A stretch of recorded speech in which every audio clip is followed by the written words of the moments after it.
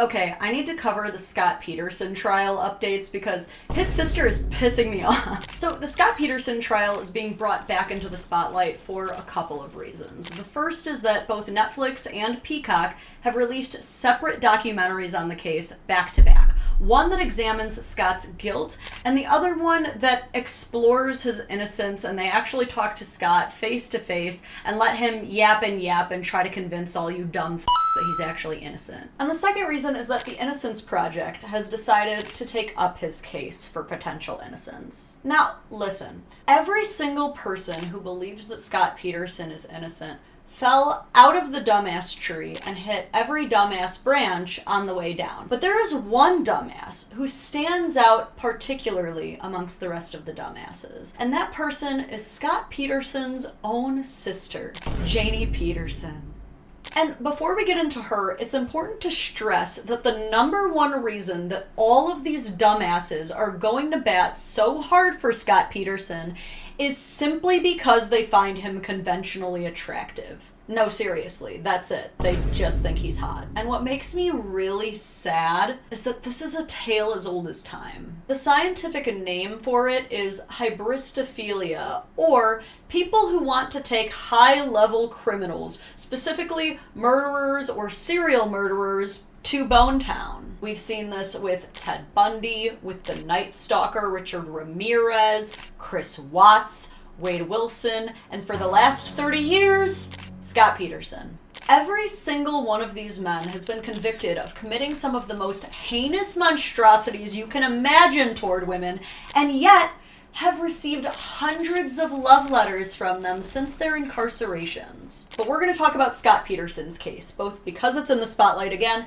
and because it's not very often that the woman who is in love with the killer is his own sister. We're going to take a quick moment to hear from today's sponsor, Dadvocate, and thank you, my audience, so much for understanding that well-vetted sponsors like this really help the growth of my channel. As someone who's always trying to learn new ways to make relationships healthier and stronger, I'm happy to be partnering with Dadvocate, one of the most expert-backed resources for enhancing intimacy. Dadvocate is an app that offers hundreds of courses with a huge variety taught by the world's top experts, including video tutorials, practical exercises, and reliable information. I think way too many people are trying to learn their moves solely through spicy content, and that's not always realistic. And if you go to online forums and social media, you're going to get a ton of bad advice that's either going to get you dumped or in a clinician's office. You want your advice from the pros. Dadvocate has helped tons of people have better, more confident, more frequent sex. And even if you think you're set in this department, there's no way you've tried everything. I thought I was already a world-class freak, and then I saw some of these courses and I was like,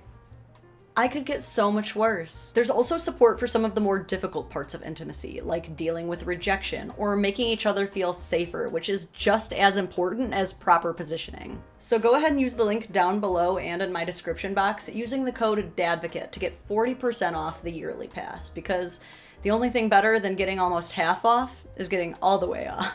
You can even just test the waters with a 24-hour free trial and feel safe knowing that you always have a 14-day risk-free money-back guarantee. Thank you again so much to Dadvocate for sponsoring this video. Let's get back to it. Now, before we get into Janey, if you're not familiar with the Scott Peterson case, I can sum it up very nicely because it is a very simple case. In 2004, a man named Scott Peterson was convicted of the murders of his wife, Laci Peterson, and their unborn son, Connor. Now, what was his conviction based off of, you might ask? First of all, Scott was having an affair on Laci with a woman named Amber Fry, who he was regularly confessing his love to, and who knew nothing about him still being married. See, Scott told Amber that he had lost his wife and that this would be their first holiday without each other, implying that she was already dead, which is a really weird thing to say before your wife even goes missing. Second, at the time that Laci went missing, Scott just happened to be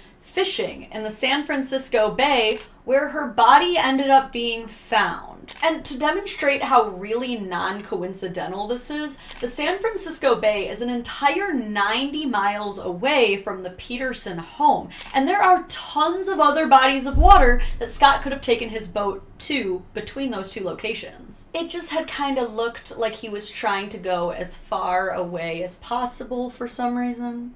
who goes an hour and a half away from home while their wife is heavily pregnant, like 8.5 months pregnant, just to go fishing. Oh, and by the way, the boat that he went fishing in that day, he just happened to buy it a couple weeks before his wife went missing. Just a secret little boat that no one knew about, that he happened to be out on in the same location her body is found. Then, very disturbingly, Scott began selling her car and their shared home the week that she went missing, before she was found. That's the kind of thing you do when you don't expect someone to come back. It's not giving, I think she's gonna come home. And finally, Scott was caught appearing to try to flee the country near the Mexican border, having completely altered his appearance, had $15,000 on his person, multiple cell phones, his brother's ID, a ton of camping gear, and a bunch of Viagra. You know, a wife hunting kit. He was just trying to find her. Okay, hi, editing Lauren here. Why am I just now piecing together that Janey definitely assisted getting Scott that ID? Now, to any normal person and to the entire jury, this is enough evidence to convict the man who definitely murdered his pregnant wife. But despite all of this, there are still some people who insist that Scott is completely innocent, including his very weird sister-in-law, Janey. Janey is married to Scott's brother, Joe, but that does not stop her from fully and completely being obsessed with Scott. See, Janey is such a total pick-me-simp for Scott that she used her total sense of injustice of not having access to him to literally become an attorney to fight on his behalf. Seriously, for 30 years now, this woman has lived and breathed free Scott. And let me tell you exactly why she is both loud, dumb, and wrong for this. These are her compelling arguments for Scott's innocence.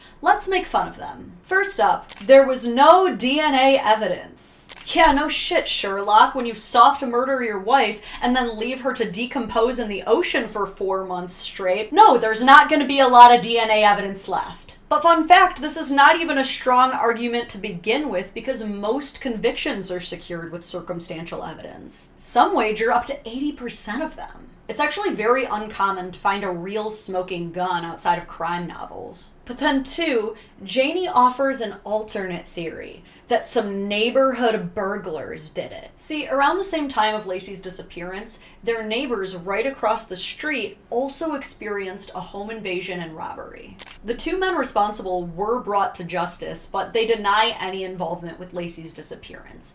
Nonetheless, Janey still points the finger square at them. See, Janey's theory is that Lacey, at 8.5 months pregnant, saw the two burglars and confronted them. You know how these practically in labor pregnant women are always the first ones to go out there seeking vigilante justice and stopping robbers right in their tracks? A classic vigilante pregnant lady. So Janey says, in a robbery gone wrong, they had to kill Lacey. And then, by just a stroke of luck and coincidence, they decided to dispose of Lacey's body in the exact same body of water 90 miles away that Scott just happened to be fishing at that day. What a coinky-dink! Again, so many other bodies of water that they could have chosen, but these two men, perfect strangers to Scott with no ties to him whatsoever, chose the exact same bay that he was in to dispose of his wife. That is not correct. All of that is easier for Janey to believe than just that her brother-in-law did it. The third reason she believes Scott is innocent, and the reason the Innocence Project got involved, apparently there was a scorched van found near the area during the time of her disappearance that Janey doesn't feel was properly investigated. Apparently there was a mattress inside of the van that had a spot that looked like there might be blood on it. So Janey was successful in getting funding from the Innocence Project to have this area of the mattress tested. And the testing revealed that it was indeed blood, but they couldn't even tell if it was human blood. And despite this being an absolute nothing burger of a bombshell, Janey insists that this is exonerating evidence. Someone needs to teach Janey the difference between evidence and exonerating evidence, because this didn't exonerate shit besides the possibility that there are any brain cells between Janey Peterson's ears. I would really love for Janey Peterson to riddle me this. How is it that Scott, being in the same body of water during the time of Lacey's disappearance, where she was later found, while having an affair with a woman who he told his wife was already gone before she was gone, then selling her items that she would reasonably need and rely on the week she went missing, then being caught trying to clearly flee to Mexico? That's all way too circumstantial of evidence to convict him.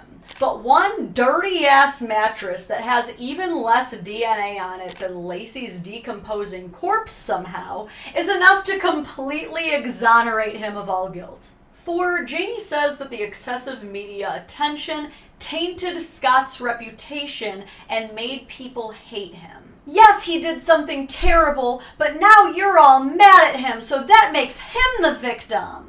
Yes, I did something god-awful, but if you wouldn't have told people about it, no one would be mad at me. Basically, what Janey is trying to argue is that if people didn't know the facts about the case, they wouldn't be mad at him. And I guess arguably true.